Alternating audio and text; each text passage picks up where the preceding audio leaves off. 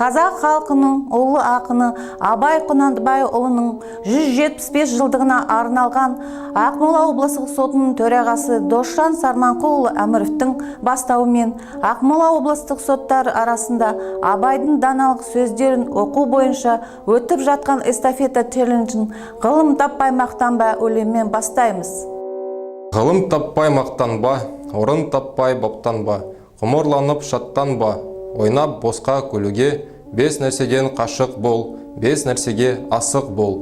Адам болам десеңіз, тілеуін өмірін алдында, оған қайғы жесеңіз, өсек, өтірік, мақтаншақ, еріншек, бекер мал шашпақ, 5 дұшпаның білсеңіз, талап, еңбек, терең ой, қанағат рақым ойлап қой, 5 асылыз көнсеңіз.